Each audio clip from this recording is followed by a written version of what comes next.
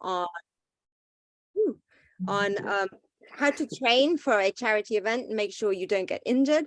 But also we'll be hearing from Agatha later about fundraising tips. So if you're running out of ideas or you're not getting any responses from your emails, what else can you do?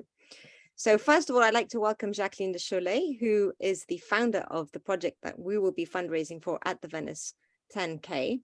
And Jacqueline, maybe you'd like to just tell us a little bit about why this project is important to you.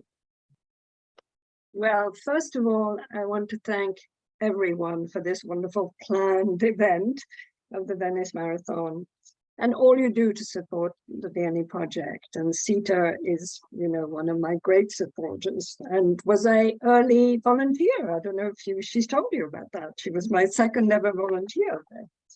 So it all means a lot to me, more than I can express to you. Yes, educating girls is the most single important undertaking we can make, because educating girls will change the world. As Amartya Sen says, there is no social transformation without the education of women. Without their full participation in the rooms, decisions concerning their families, communities, their countries are taken. Educating women changes society to the advantage of all. So Vianney educates 110 girls. We could educate many more as the demand increases yearly. Interestingly enough, now fathers are approaching the project to educate their daughters. It used to be mothers, but there's a change of heart in men as well.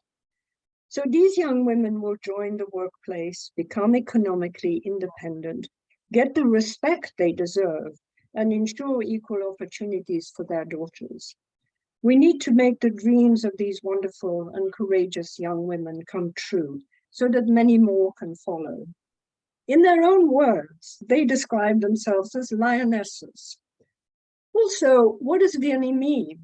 The word means hero woman. Hero is Veer, and me is woman in Hindi. So that's what they are. They are heroines. So Vianney really is a drop in the ocean, but we always remember that the ocean is made of us. So thank you all, and I look forward to seeing you all in Venice. Thank you so much, Jacqueline. So we are running the 10K in Venice, and some of us will be running and others will be walking. We've got a range of ages from 10 to 84. And tonight we're very lucky to have Alberto, who's going to be speaking to us about how to train sensibly and make sure you don't get injured. So Alberto, I'm going to pass over to you now. Hello, and thank you for having me here today. Thank you, Sita. And thank you, Agatha, that will help me with the presentation. So few words about who I am and what I've done so far. I am Alberto Campanaro. I am one of the founders of Running Mind, together with my business and partner, Marco Fabiani. We both are osteopaths, and I also graduated in sports science, and Marco in occupational therapy. So we touch both aspects of getting ready for any race, the rehabilitation, because often we can get injured, and the coaching training, so getting in good shape and be ready for that. So today I've been asked, what shall I do to get ready for the 10K race, a 10 kilometers race, and how to remain injury-free. So in the next slide, and thank you, Agatha, for the help, there is one program and only one that will guarantee you to be free of injury. And you can have a look in the next slide. The only one that really make you sure that you will be free is basically sleeping or relaxing. Even though sleeping is a very important aspect of training, and it requires discipline and consistency. However, we may miss all the benefit that running can create. And I would like to spend a few minutes about all the benefit that we can have from running. And another important truth that is that the benefit from running outweigh all the risk. So of course, we can have some musculoskeletal injuries, like one of you were telling me before, but it brings a lot of benefit that we can see in the next slide. It really helps the cardiovascular system. It helps the bones to get stronger, the muscle. It helps to control many conditions like hypertension, diabetes, hyperlipidemia, high cholesterol. It also helps the cognitive function. There was an interesting study that show when you run, you have an increased blood flow in the brain that increase the function of the hippocampus. Hippocampus is an area in the brain that is in charge of the long-term memory. So it's really, it has a great, thank you. It brings great benefit. Another study showed that compared to a sedentary population, a population of runners have a lifespan 3 years longer, and not 3 years in bad conditions, but 3 years in good conditions. So, contrary to what many things, running doesn't show that bring increased risk of injury for lower back pain or for knee pain, as many things. And there was another interesting study that showed taking a population of 5,000 people, they did an MRI on the knee, and the recreational runners, so people that maybe like us, maybe run once, 2 or twice or 3 times a week, show a cartilage twice thicker compared to the sedentary people or the elite runners.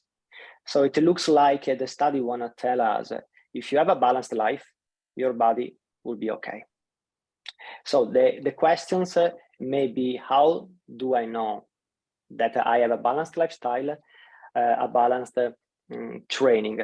And that's the first take-home message that I would like to give today. This advice about a balanced life. So the first answer, now that you may need to increase the training load, is sleeping. Really aim for 7 hours sleep. It's really important for men and women.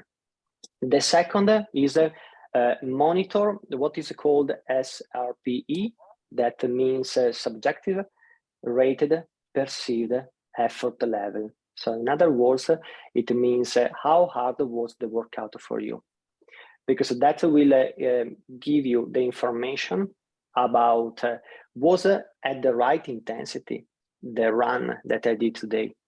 Because during the week, you may diversify the runs, one's hard, one very easy, and the other super easy. Okay, that's one of the most common mistakes. I have to prepare for a 10-kilometer race. I try to run 3 times in a week, 10K or 8K or 6K at the same speed, trying to push 100% every time. Absolutely not. The third element in this slide is also daily stressors. Many studies confirmed, this can be a little holistic or maybe too holistic for someone, but it's really confirmed by science and what we see with my company training many runners. If a person is living a period of stress, work-related, family, or even grieving, it is the right time to slow down.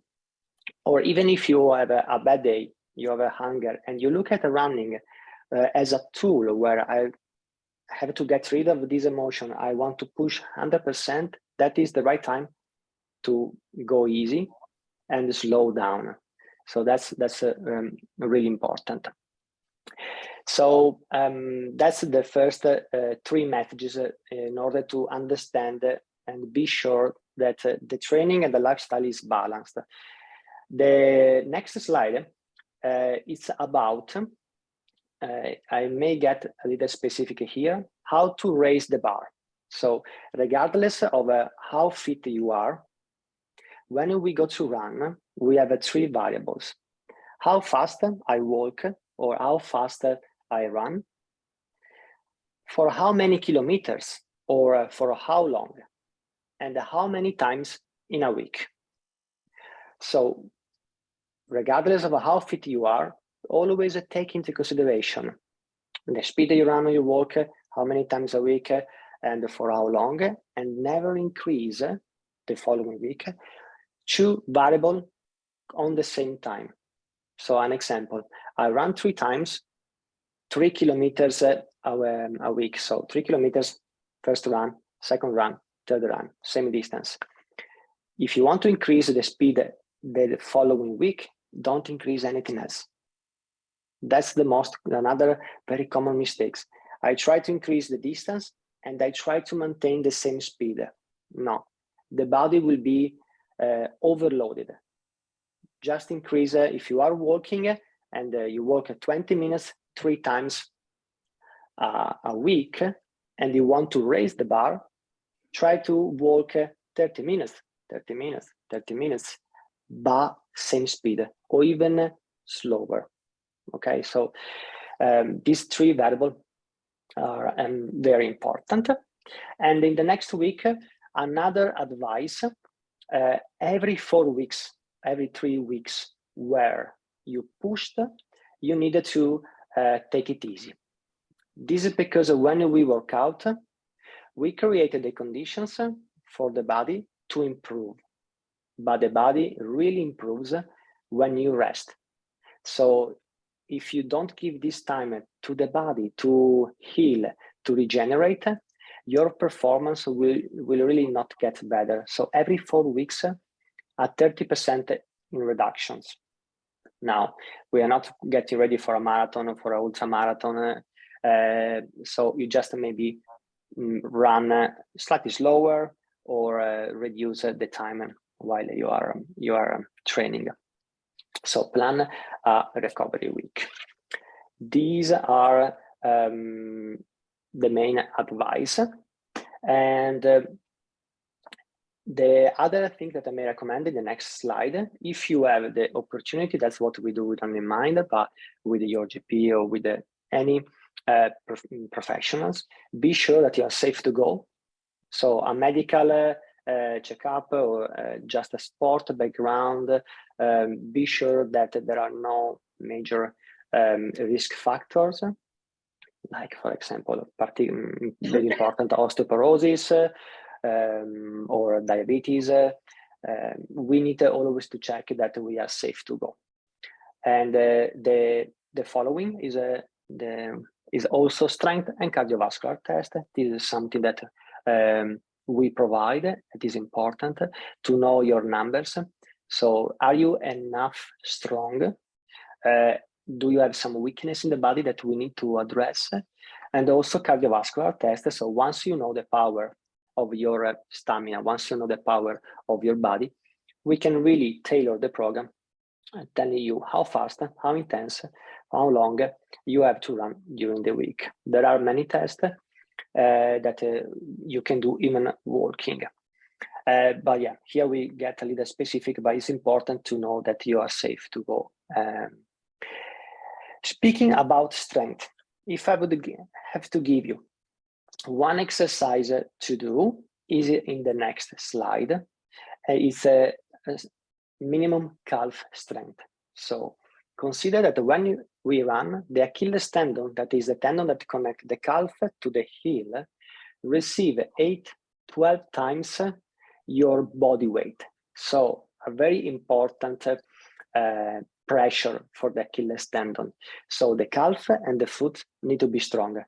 This is the most important, because the most common injuries are feet issues like a stress fracture or Achilles tendinopathy or calf strain. So this area has to be really strong.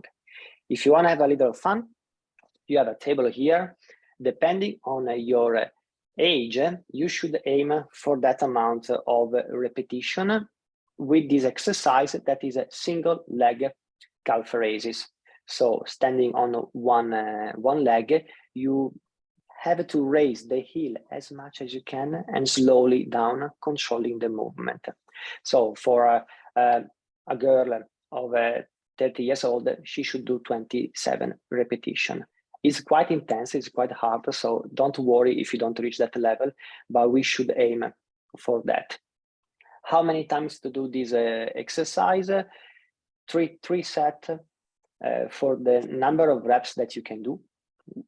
Once, as a rule of thumb, once you reach a burning sensation, it's okay to stop, and repeat every other day. Again, as I say before, the rest is important. After this exercise, the tendon needs 24 hours to regenerate.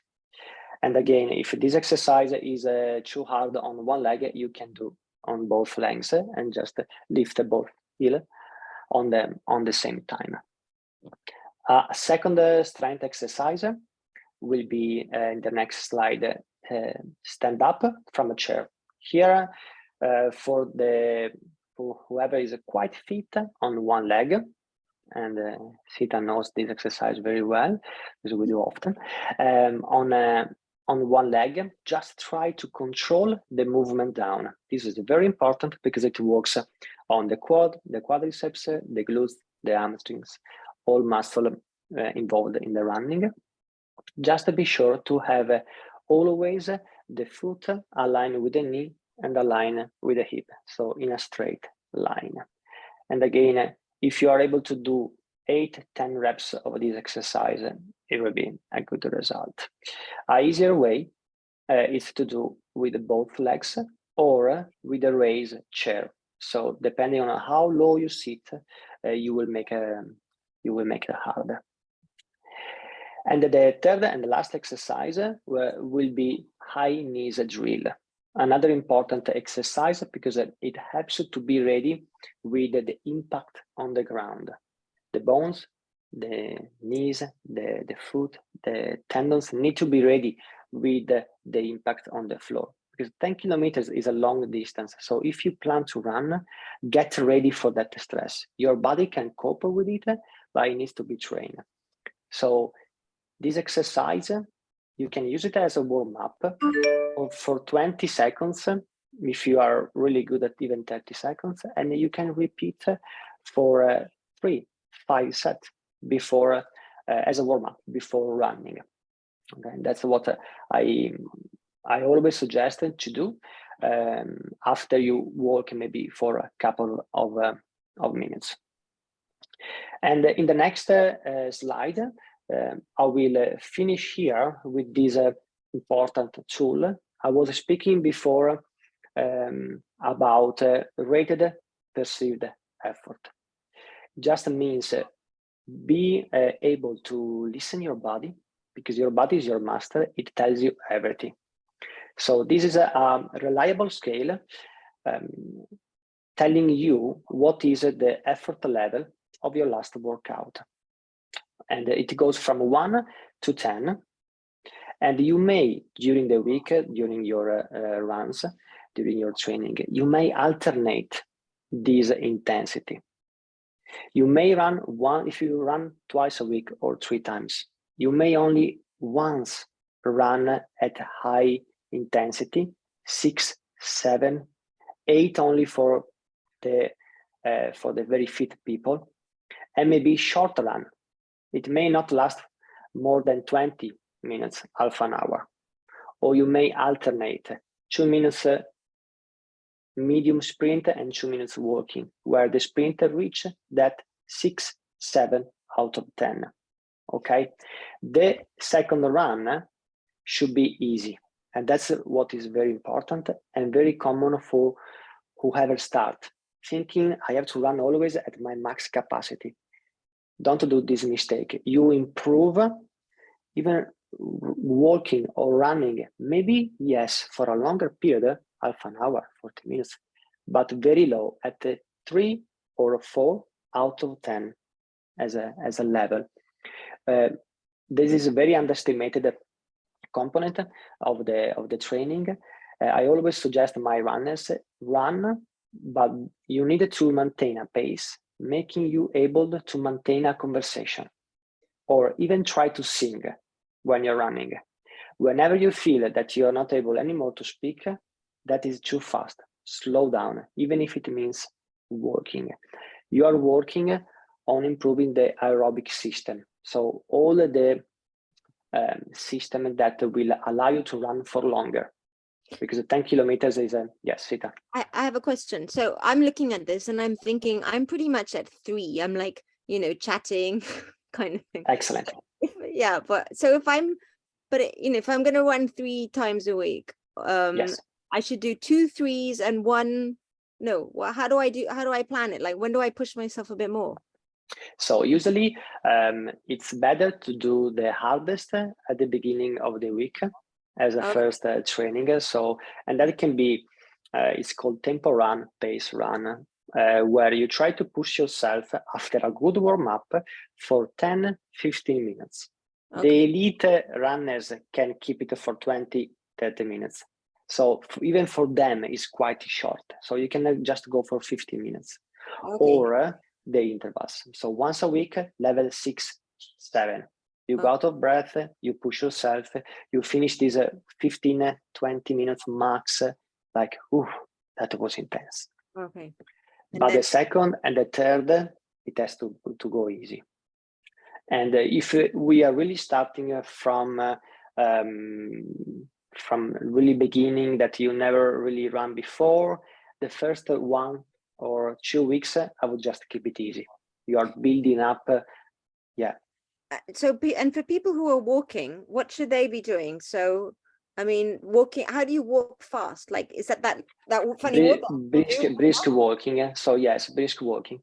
That is, that may be absolutely enough. If you want to move your arms, is fantastic. Is a great tool. That funny thing that people do in the park. That thing. Yeah, someone have some like the sticks, the rackets too, and it's called the Nordic walking. That one will not, if you just pretending to have them and you exaggerate the movement of the arms, will not make the walking more efficient, but it will work on your cardiovascular system to make it stronger. Because then when you will have the 10-kilometer walk, you will be more trained, ready for harder challenges. Okay. Yeah. And that's what I really suggest. If you run twice or 3 times, go easy the second, the third time. Okay. And if you have any questions, I'm here. Oh, okay. So thank you. That was My very pleasure.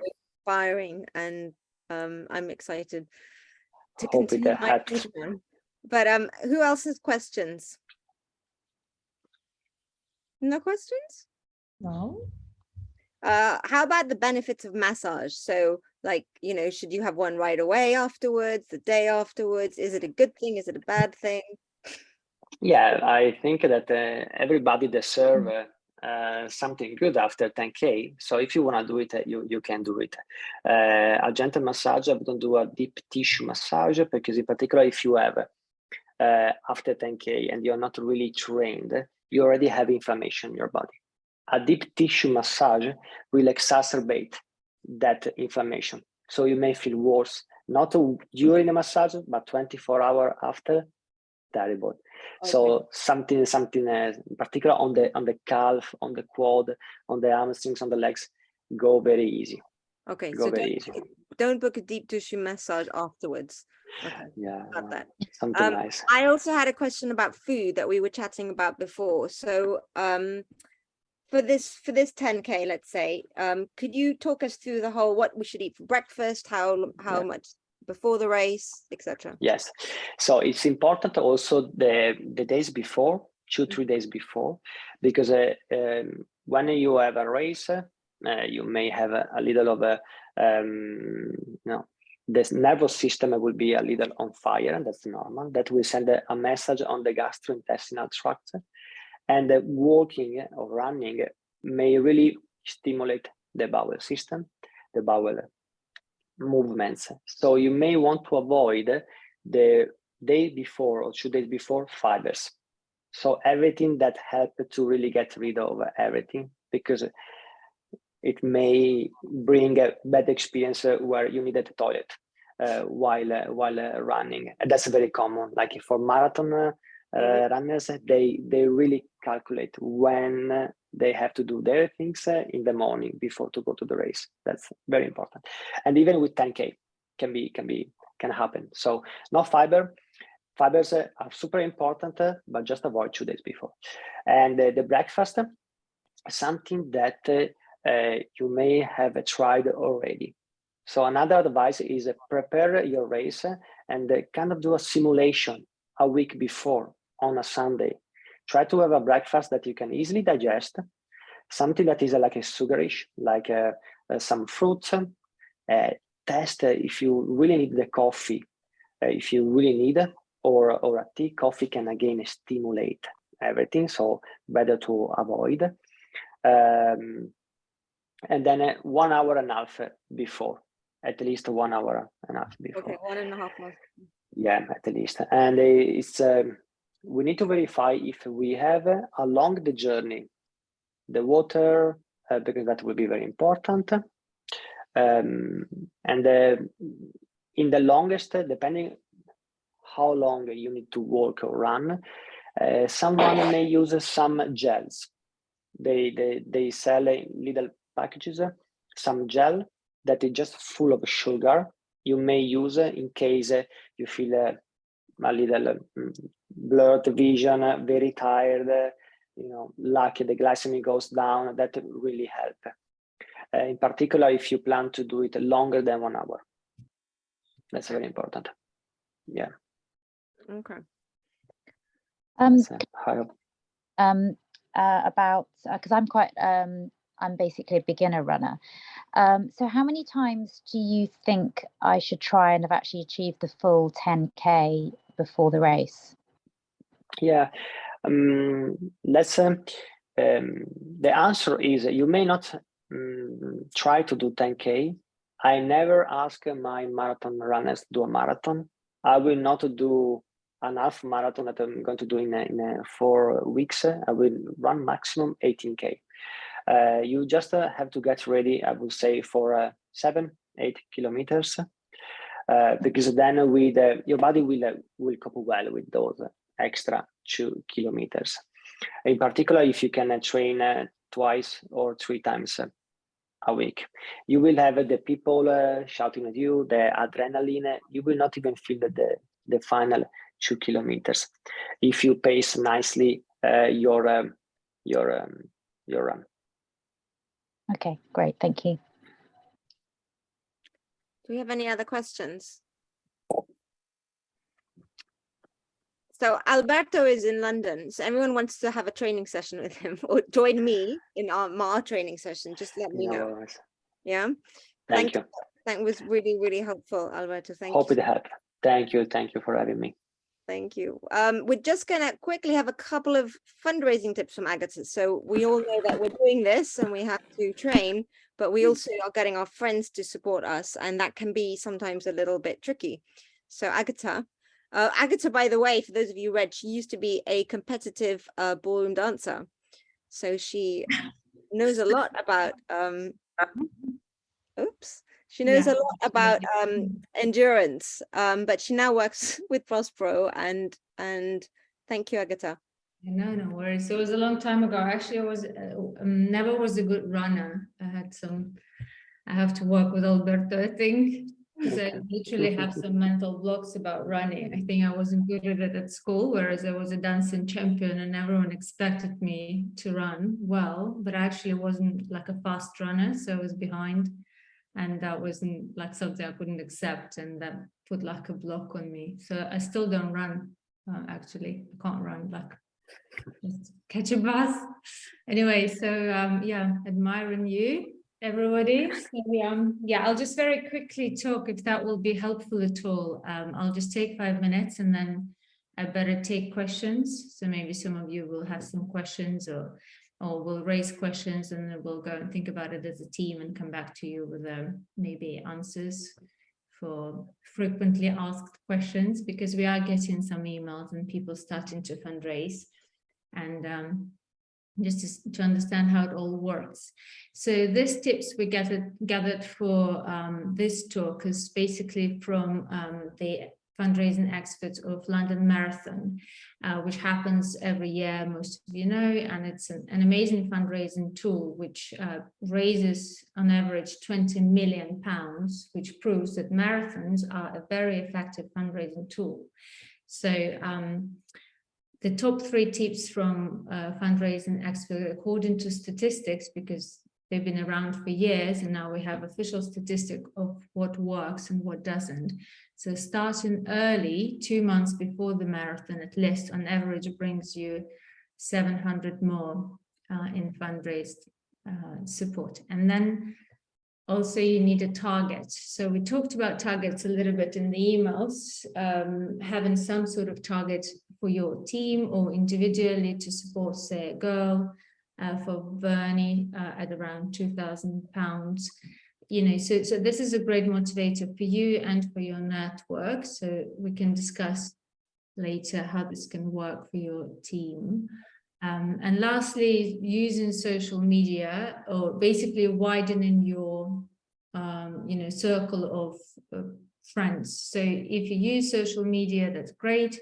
So that's a great opportunity for you to send reminders as well. So show how you train and keep on sending messages to people about how you're training and why you're doing this for, about Bernie, so that they receive the message several times and eventually you close the deal. So they give the funds to you.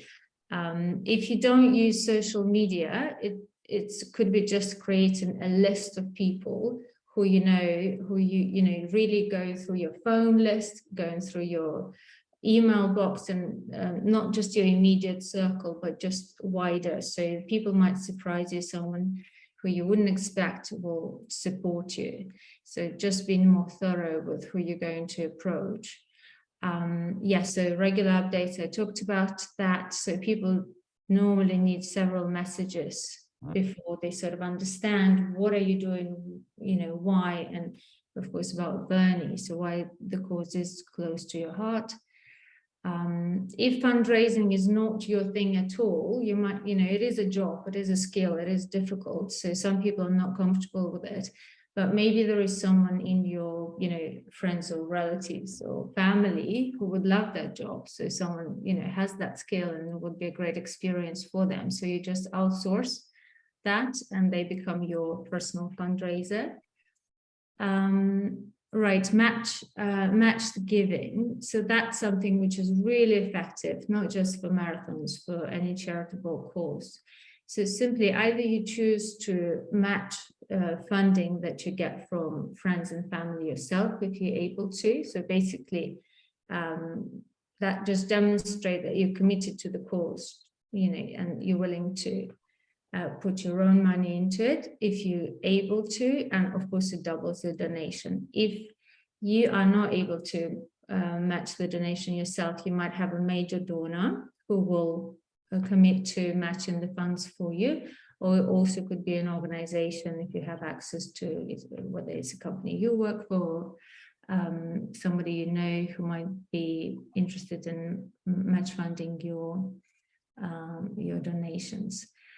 And then, so organizing a social gathering like a dinner, coffee, dance. So basically getting people together in person and talking about the cause, making sure that they know how to act if they do come. So they have a fundraising link straight away so that they can donate on the night and in the morning if it's coffee. You can use QR codes on the phones for the donation link of your team, right? So that's something we now use more and more. That's something you would use for your boarding passes, right? Or scan a menu in the restaurant. You can very easily create the QR code for your page, and I can totally help you with that if you email me. I can do it for you. So you'll get your QR code that people can scan with their phones and donate you as they see you, right? So they basically donate on the night and they go. If you're creating some in-person event, that's really helpful to have. Yeah, and finally, you might think of, for a marathon, people might place bets on the time that you will take to finish the race. So you might want to think of a prize for the winner, who's the closest to the time, and then they obviously need to donate as they place their bets. Or dressing up or down. So wearing something special to your place of work, or, you know, it could be pink t-shirts we discussed today that we might all have to wear pink for the marathon, as this is the Verney color, you know, just to attract attention to yourself, so that it gives you an opportunity to talk again about your course, to talk to people about what you're doing and why. You know, it's always nice to keep it light and talk to people in person. So what, Murray goes to work wearing something? Imagine. The coat. It might not take it very seriously. Well, that's it basically from the tips. It just if you have any specific questions about this fundraising, please do ask. Sophie has a question. No. Bonjour, Sophie. Bonjour, bonjour. Bonjour. I'm fine. I'm just Sophie, we can't hear you. Oh wait, no, both Sophies have a question. Sorry, I got confused. Okay. Which Sophie would like to start? Sophie.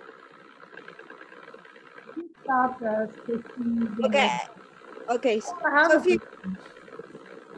Sophie Guerrero, you start. We can't hear you. You're on mute. I know. I muted myself when Sophie came on, and there was this really weird noise like that. Yeah.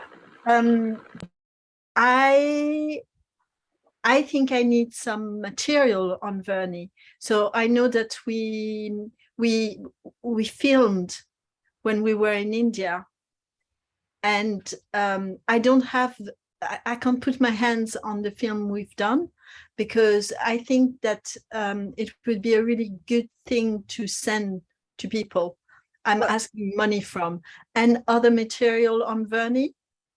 Yeah, we've got the summary. I'd say two things. One, the summary that is on the website already. The film's on the website.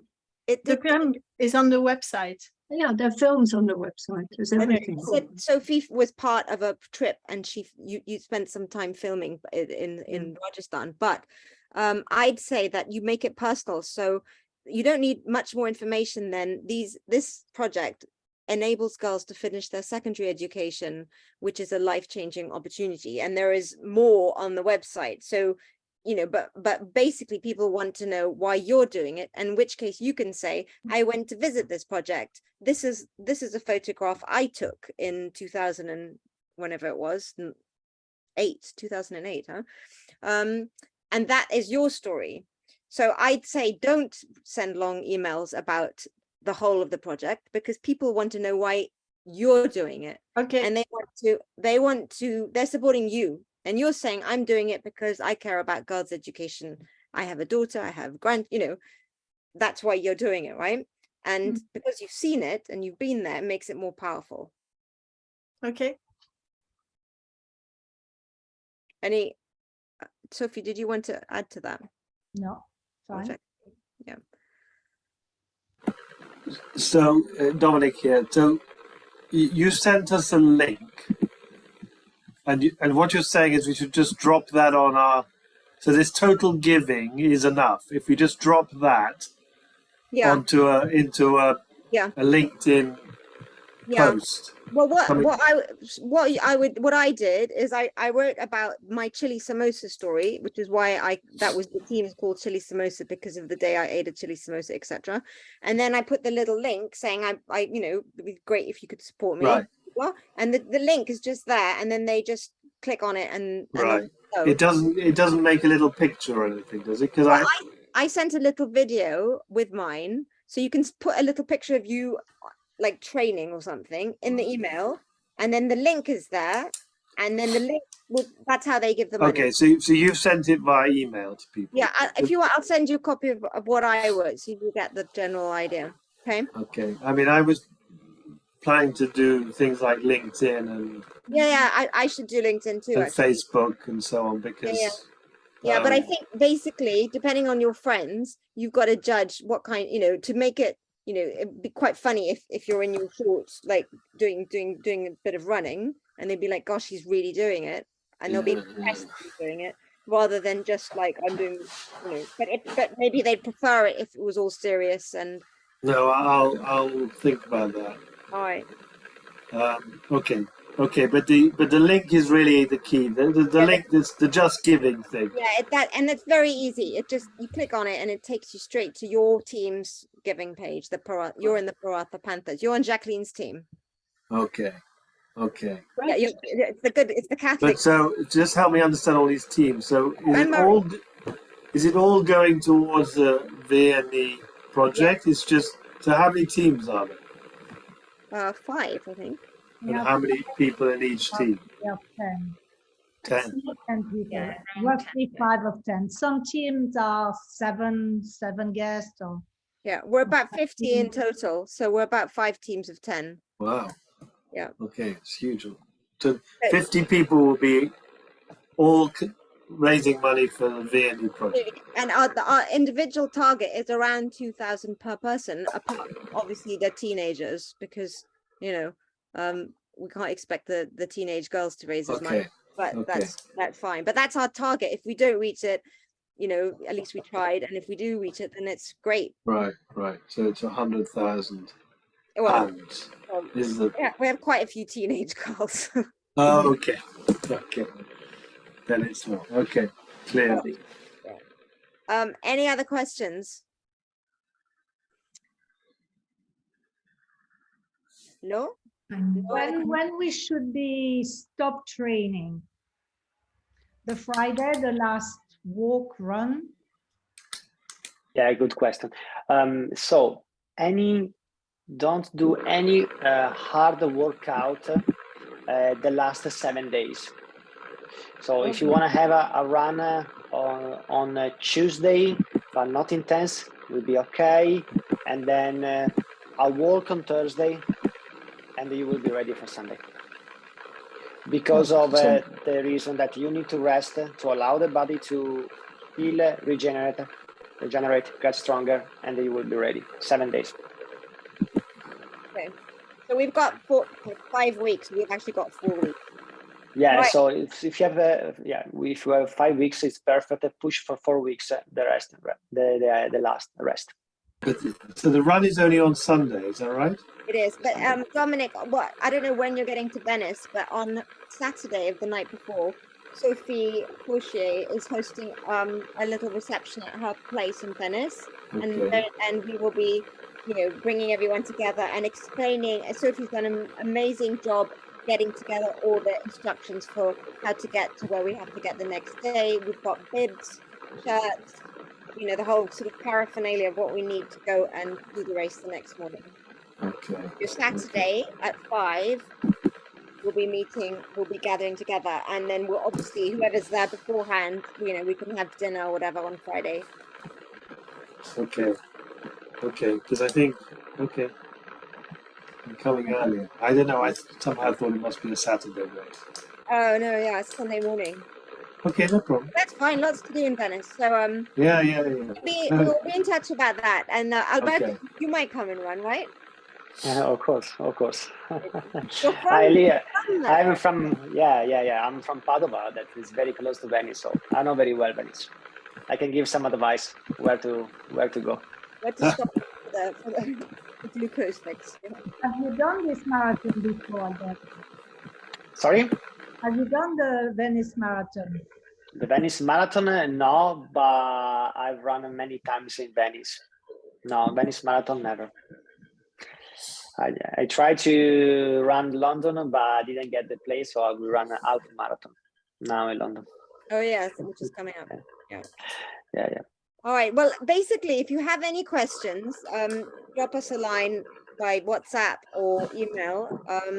And it's going to be really exciting to see you all in Venice in 5 weeks' time. And if anyone is in London before then and wants to do anything in Hyde Park with me or Alberto and Sophie on Monday, maybe.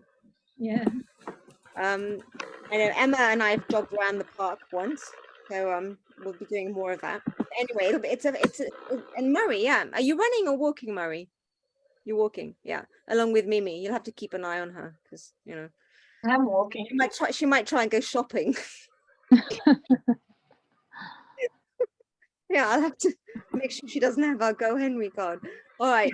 Well, unless there are any other questions, I think I'd just like to thank you all for being here tonight. Jacqueline, lovely that you were able to welcome us all, and Alberto, share your expertise, and Agatha as well. All very inspiring.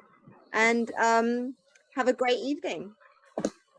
Thank you. Thank you very Thank you. much. Thank you so Super. much. Bye. Thank you. Bye. Bye. Bye. Bye.